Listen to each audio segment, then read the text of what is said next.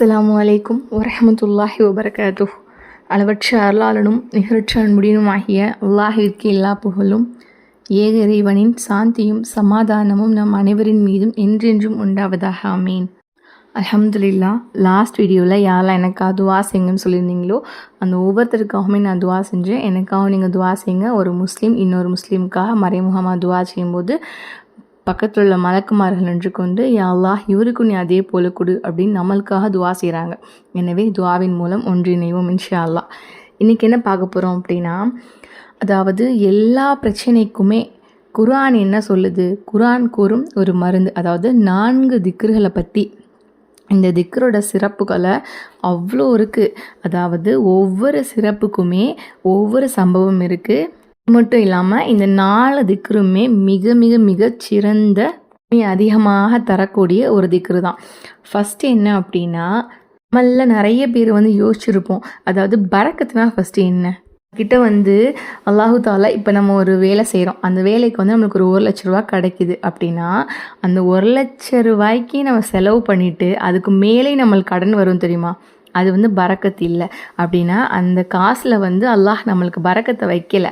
பரக்கத்துனா என்ன அப்படின்னா, நம்ம 10,000 ரூபா சம்பாதிச்சாலுமே அந்த 10,000 ரூபாயில் 5,000 ரூபா செலவு போக மிச்சம் 5,000 ரூபா நம்ம கையிலே இருக்குது. அதுதான் உண்மையான பரக்கத். இந்த பரக்கத் நம்மக்கிட்ட இல்லை அப்படின்னா நம்ம வாழ்நாள் முழுவதுமே நம்ம மரணம் வர வரைக்கும் நம்ம காசுக்காக ஓடிக்கிட்டே இருக்க வேண்டியதுதான். அப்போது இந்த பரக்கத் நம்மளுக்கு வரணும் அப்படின்னா நம்ம என்ன பண்ணணும், முதல்ல நம்மளோட தொழுகை கரெக்டாக இருக்கணும். இன்னொன்று, நம்மளோட சம்பாதிக்கிற சம்பாத்தியம் ஹலாலான வழியில் வருதா இல்லை அதில் எதுவும் ஹராமானது இருக்கா அப்படிங்கிறது ரொம்ப ரொம்ப முக்கியம். ஹலாலானது கொண்டு மட்டும்தான் நம்மளால் போதுமாக்க கொள்ளவே முடியும். ஹராம் அதில் கலந்துருச்சு அப்படின்னா நிச்சயமாக அதில் பரக்கத்துங்கிறது இருக்கவே இருக்காது. அதனால முதல்ல தொழுகையை ப்ராப்பராக தொழுகணும். இப்போது ஃபஸ்ட்டு என்ன திக்ர் அப்படின்னா, அதாவது யா அர்ஹமர் ராஹிமீன். இது ஒரு இஸ்முல் ஆலம். அதாவது இந்த பேரை சொல்லி நம்ம அல்லாஹை அழைச்சிட்டோம் அப்படின்னா அல்லாஹு தாலா நம்மளுக்கு எல்லாத்தையுமே கொடுத்துருவோம். அதாவது நம்ம என்ன அல்லாஹ்ட்ட கேட்குறோமோ அது எல்லாமே நம்மளுக்கு அல்லாஹு தாலா கொடுத்துருவோம். அப்படிப்பட்ட ஒரு சிறப்பான அல்லாஹுடைய இஸ்முல் ஆலம் யா அர்ஹமர் ராஹிமீன். இதோட அர்த்தம் என்னன்னா, கிருபையர்களுக்கெல்லாம் கிருபையாளனே. ஒரு முறை ஜஹவர் சாதிக் ரஹ்மத்துல்லா அவங்கக்கிட்ட ஒருத்தவங்க மதினாவுக்கு வராங்க. அவங்கக்கிட்ட கல்வி கற்கிறதுக்காக மக்கள் கூடுறாங்க. அப்போது அவங்க மக்களுக்கு 4 விஷயத்தை கடைப்பிடிக்காத மனிதர்கள் மீது எனக்கு கோபம் இருக்குது. அதாவது இந்த 4 திக்கரையும் ஓதாதவங்க மேலே எனக்கு ஆச்சரியமாக இருக்குது. ஏன்னா இந்த 4 திக்கருமே சிறப்பான திக்கர். இந்த திக்கரை ஓதாமல் ஒருத்தவங்க இருப்பாங்களா அப்படிங்கிற அளவுக்கு எனக்கு ஆச்சரியம் இருக்குது அப்படின்னு சொல்லிட்டு அந்த திக்கரை சொல்லி கொடுக்குறாங்க. அதில் தான் ஃபஸ்ட்டு யா அர்ஹமர் ராஹிமீன். அதாவது கஷ்டத்தால் கவலையால் வறுமையால் உள்ள ஒரு மனிதன் யா அர்ஹமர் ராஹிமீன் அப்படின்ட்டு சொல்லி அல்லாஹ் அழைச்சிட்டாக அப்படின்னா அல்லாஹு தாலா அவங்களுக்கு எல்லாத்தையுமே கொடுத்துருவான். முன்னாடியே சொன்ன மாதிரி தான் இப்போ 1 லட்சம் தடவை ஓதுறது பெருசு கிடையாது. ஒரு முறை ஓதுனாலும் உள்ளத்தில் அந்த இஹ்லாஸ் இருக்கணும். அந்த அர்த்தம், இதோட அர்த்தம் என்ன, கிருபையார்களுக்கெல்லாம் கிருபையாளனே. அது உள்ளத்தால் உணர்ந்து நம்ம இறைவனை அழைச்சோம் அப்படின்னா நிச்சயமாக நம்மளோட குரலுக்கு அவன் பதிலளிப்பான். அதில் இந்த ஒரு திக்கரை அதிகமாக ஓதுவோம், யா அர்ஹமர் ராஹிமீன். குர்ஆனில் பல இடத்துல நிறைய நபிமார்கள் அல்லாஹ்வை யா அர்ஹமர் ராஹிமீன் அப்படின்னு அழைச்சிருப்பாங்க. அய்யூப் அலைஹிஸ்ஸலாம் நம்ம எல்லாருக்குமே தெரியும் அல்லாஹு தஆலா அவங்களுக்கு எப்படிப்பட்ட சோதனைகளை கொடுத்தான் அப்படின்னு சொல்லிட்டு அவங்க தன்னோட ரட்சகனை நான் சோதனையில் சிக்கியிருக்கேன், நீ அர்ஹமர் ராஹிமீனாக இருக்க அப்படின்னு பல இடங்களில் அழைச்சிருப்பாங்க. அதனால அவங்களுடைய துவாவை நம்ம ஏற்றுக்கொண்டோம், மேலும் அவருடைய சிரமத்தை நம்ம போக்கினோம் அப்படின்னு அல்லாஹு தஆலாவுமே குர்ஆனில் சொல்லியிருப்பான். அதில் இந்த ஒரு இஸ்முல் அலம் சொல்லக்கூடிய அல்லாஹோட இஸ்மு அதிகமாக ஓதுங்க.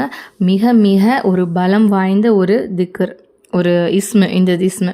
அடுத்து, கவலையில் சிக்கியுள்ள ஒரு மனிதன் ஹஜ்ரத் யூனுஸ் அலைஹிஸ்ஸலாம் அவங்க மீன் வயசில் இருக்கும்போது லா இலாஹ இல்லா அன்த சுஹானக இன்னி குன்து மினல் ஸாலிமீன்.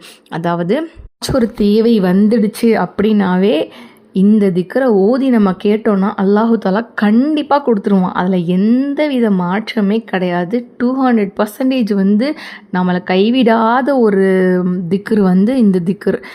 இதோட அர்த்தம் அந்தளவுக்கு உயர்வாக இருக்குது. என்னென்னா, உன்னை தவிர வேறு யாரும் வணக்கத்திற்கு தகுதியானவன் இல்லை. அதாவது நீ தான் அல்லாஹை வந்து அல்லாஹோட சிஃபத்தை சொல்லிடுவோம் அந்த இடத்துல, நீ மட்டும்தான், வேறு யாருமே இல்லை. அடுத்து நீயோ எல்லாவித குறைகளை விட்டும் பரிசுத்தமானவனாக இருக்கின்றாய். அல்லாஹவை புகழ்ந்துட்டோம், நீ தான் பரிசுத்தமானவன். அடுத்து நான் பாவம் புரிந்தவனாக இருக்கின்றேன், அதாவது நிச்சயமாக நான் பாவம் பண்ணிட்டேன் அப்படின்னு தான். இதுலேயும் அல்லாஹ் தஆலா குர்ஆனில் சொல்கிறான், இப்படி யூனுஸ் அலைஹிஸ்ஸலாம் கேட்டாங்க, நான் வந்துட்டு அவரை கவலையிலேருந்து பாதுகாத்தோம், மேலும் இவ்வாறே நாம் மோமென்களுக்கு வெற்றியை கொடுக்கிறோம் அப்படின்னு அல்லாஹு தஆலா குர்ஆனிலே சொல்லியிருப்பான். அதாவது இந்த துவா வந்து நான் ஏற்றுக்கிட்டேன், அவரை வந்து கவலையிலேருந்து இப்போ வந்து நம்ம சொல்ல முடியாது, இப்போ நான் வந்து இந்த துவா வந்து அதிகமாக ஓதுனேன் ஆனால் என்னோடய துவா கபுலாகலை அப்படின்னு. ஏன்னா யூனுஸ் அலைஹிஸ்ஸலாம் வந்து எப்படிப்பட்ட இக்கட்டான ஒரு சுச்சுவேஷனில் அந்த இடத்துல யாருமே காப்பாற்ற முடியாது, அந்த மீனோட வயிற்றிலிருந்து என்னோட இறைவன் மட்டும்தான் காப்பாற்றுவான் அப்படிங்கிற முழு நம்பிக்கையில் அந்த இடத்துல அவங்களோட ஈமான் அந்தளவுக்கு தெளிவாக இருந்துச்சு, வலுவாக இருந்துச்சு. அப்போது நம்ம அல்லாஹ்விடத்தில் கேட்கும் போது அப்படி தான் கேட்கணும், யாருமே என்னை காப்பாற்ற முடியாது, நீ மட்டும்தான் என்னை காப்பாற்றணும் அப்படிங்கிற முழு நம்பிக்கையோடு கேட்டோம் அப்படின்னா அல்லாஹ் நிச்சயமாக நம்மளை கை விடவே மாட்டான். அதனால் இந்த திக்ரை அதிகமாக ஓதுங்க. அடுத்து சஹாபாக்கள் அதிகமாக ஓதுன ஒரு திக்ர், அதாவது இப்போ ஏதாச்சும் ஒரு பயம் திடுக்கும் அப்படின்னு வந்துருச்சு அப்படின்னா சஹாபாக்கள் என்ன துவா தெரியுமா அதிகமாக ஓதுனாங்க? ஹஸ்புனல்லாஹு வ நிஅமல் வக்கீல். அதாவது இந்த ஹஸ்புனல்லாஹு வ நிஅமல் வக்கீல் நம்ம எல்லாருக்குமே தெரியும். நபி இப்ராஹிம் அலைஹிஸ்ஸலாம் அவங்க வந்து நெருப்பு குண்டத்தில் தூக்கி போடும்போது வந்து இந்த துவா ஓதியிருப்பாங்க. ஜிப்ரீல் அலைஹிஸ்ஸலாம் ரசூல் ஸல்லல்லாஹு அலைஹி வஸல்லம் அவங்க கிட்ட ஜிப்ரீல் அலைஹிஸ்ஸலாம் சொன்னாங்களாம், இந்த பூமிக்கு நான் வந்துட்டு 4 முறை வந்து வேகமாக வந்தேன், அதாவது அல்லாஹோட கட்டளையின்படி வேகமாக 4 டைம் வந்தேன். ஃபஸ்ட்டு டைம் எதுக்கு அப்படின்னா 4 முறை நான் வந்து வேகமாக வந்து இந்த பூமிக்கு வந்தேன் அப்படின்னு ஜிப்ரீல் அலைஹிஸ்ஸலாம் சொல்லியிருப்பாங்க. அதில் ஃபஸ்ட்டு என்ன அப்படின்னா நபி இப்ராஹிம் அலைஹிஸ்ஸலாம் அவங்கள நெருப்பு குண்டத்தில் தூக்கி போடும்போது அல்லாஹ் வந்து எனக்கு கட்டளையிட்டான், நான் வந்து அப்போ அரிஷுக்கு கீழே இருந்தேன், என்னுடைய நேசரை வந்து நெருப்பு குண்டத்தில் தூக்கி போடுறாங்க, அவங்கள வந்து அதுக்கு முன்னாடி நீங்கள் அவங்கள போய் பாதுகாத்துருங்க அப்படின்னு சொல்லியிருந்தான், அதனால வந்து நான் பூமிக்கு வந்து வேகமாக வந்தேன் அல்லாஹ்வின் கட்டளைப்படி அப்படின்னு சொல்லியிருப்பாங்க. அப்போ அல்லாஹ் வந்து இப்ராஹிம் அலைஹிஸ்ஸலாம் எப்படி அழைச்சாங்க? ஹஸ்புனல்லாஹு வ நிஅமல் வக்கீல், என்னுடைய அல்லாஹ்வே எனக்கு போதுமானவன், அவனே சிறந்த பாதுகாவலன் அப்படின்னு சொல்லி அல்லாஹ்வை பாதுகாவலன் ஆக்குனதுக்கப்புறம் அல்லாஹு தாலா ஜிப்ரீல் அலைஹிஸ்ஸலாத்தை அனுப்பி அவங்கள வந்து பாதுகாத்தான். இப்போ எப்படிப்பட்ட ஒரு சக்தி வாய்ந்த ஒரு துவா இந்த துவா. 3 டைம் அவங்க எதுக்காக வந்தாங்க பூமிக்கு அப்படின்னா நபி இஸ்மாயில் அலைஹிஸ்ஸலாம் அவங்களோட கழுத்தில் கத்தி வைக்கப்பட்ட போது வந்த 3வது வந்துட்டு யூசுஃப் அலைஹிஸ்ஸலாம் அவங்கள வந்துட்டு கிணற்றில் போடப்படும் போது அல்லாஹு தஆலா கட்டளையிட்டான், அவங்க வந்துட்டு கிணற்றுக்கு அடியில் போகிறதுக்கு முன்னாடி அவங்கள போய் பாதுகாத்துருங்கன்னு சொல்லிட்டு அப்போ வேகமாக வந்தேன். 4வது வந்து நீங்கள் முஹம்மது நபி ஸல்லல்லாஹு அலைஹி வஸல்லம் நீங்கள் தாயிஃபில் வந்து படும்போது என்னோட ரத்தம் இந்த பூமிக்குள்ள விழுந்துருச்சு அப்படின்னா எந்த புல் பூண்டுமே முளைக்காது, அதனால அவங்கள சீக்கிரம் போய் இது பண்ணுங்க அப்படின்னு சொன்ன உடனேயே அப்போ வந்து உங்களோட ரத்தத்தை நான் தாங்கி பிடிச்சேன் அப்படின்னு ஜிப்ரீல் அலைஹிஸ்ஸலாம் சொல்லியிருப்பாங்க. அதெல்லாம் இதையுமே குர்ஆனில் சொல்லியிருப்பான். அதாவது இப்ராஹிம் அலைஹிஸ்ஸலாம் இந்த மாதிரி கேட்டதுக்கப்புறம் ஹஸ்புனல்லாஹு வ நிஅமல் வக்கீல் இந்த துவா ஓதுனதுக்கு அப்புறமா அல்லாஹ்வின் அருள் மற்றும் கருணையை கொண்டு அவங்க வந்து பாதுகாத்தோம் அப்படின்னு அல்லாஹ் தஆலா சொல்லியிருப்பான். இந்த துவா ஓதிட்டோம் அப்படின்னாவே நம்மளுக்கு எந்த கவலையுமே இருக்காது. ஏன்னா நம்ம யாரோட பாதுகாவலில் இருக்கோம்? அல்லாஹுடைய பாதுகாவலில் இருக்கோம். இந்த துவா ஓதுன உடனே அல்லாஹ் நம்மளை பாதுகாப்பான் இன்ஷா அல்லாஹ், அதில் எந்த வித சந்தேகமே கிடையாது. அதனால் இந்த துவாவை எந்த தேவைக்கு வேணாலும் அதிகமாக ஓதுங்க. எந்த பிரச்சனை வந்தாலும் எந்த கவலை வந்தாலும் இந்த துவா ஓதணும் அப்படின்னா அது எல்லாமே அல்லாஹோட கிருபையால் நீக்கி அல்லாஹு தாலா சந்தோஷமான வாழ்க்கையை ஏற்படுத்தி தருவான். அடுத்து துவா வந்துட்டு ஃபிரௌனுடைய குடும்பத்தை சார்ந்த ஒரு முஅமின் ஓதுன துவா. அதாவது நம்ம எல்லாருக்குமே தெரியும் அவனை வந்து எந்த அளவுக்கு வந்து கொடுங்கோல் ஆட்சி செஞ்சுட்டு இருந்தான், எந்த அளவுக்கு வந்து மக்களை கொடுமைப்படுத்தினான் அப்படின்னு சொல்லிட்டு என்ன துவா அப்படின்னா வஃபீலு அம்ரி இலல்லாஹி இன்னல்லாஹ பஸீரும் பல் இபாத்.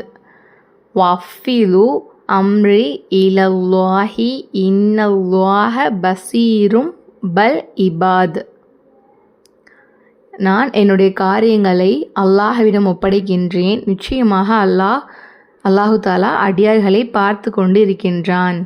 இந்த துவா ஓதுனதுக்கு அப்புறமா அல்லாஹ் தாலாவே குர்ஆனில் சொல்கிறான், அல்லாஹு தாலா அவர்களின் தீய சூழ்ச்சியை விட்டும் பாதுகாத்துட்டான் அப்படின்னு. இந்த துவாவை ஓதி நிறைய பேர் பலன் பெற்றிருக்காங்க.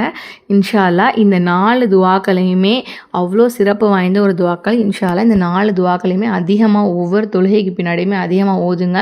நம்ம ஓதுனதுக்கு அப்புறமே நம்ம டெய்லி நம்ம இந்த ஓதுகிற பழக்கத்தை வச்சுருந்தோம் அப்படின்னா நல்ல ஒரு மாற்றத்தை நம்மளோட வாழ்க்கையிலையும் சரி சந்தோஷமான நிகழ்வுகளை பார்க்கலாம். இன்ஷா அல்லாஹ் அதிகமாக ஓதுங்க. அல்லாஹு தாலா சிறந்த ஒரு நாள் பாக்கியத்தை தருவான். இது யாருக்கெல்லாம் பயனுள்ளது அப்படின்னு நினைக்கிறீங்களோ அவங்க கூட கண்டிப்பாக ஷேர் பண்ணிக்கோங்க. அல்லாஹ் நம்ம அனைவருக்கும் ஜன்னத்துல் ஃபிர்தௌஸ்ங்கிற உயர்ந்த சொர்க்கத்தை தருவானாக என்று கூறி துவா செய்வதாக விடைபெறுகிறேன். வாஹிதவான அல்ஹம்துலில்லாஹி ரப்பில் ஆலமீன். அஸ்ஸலாமு அலைக்கும் வரஹ்மத்துல்லாஹி வபரகாத்துஹு.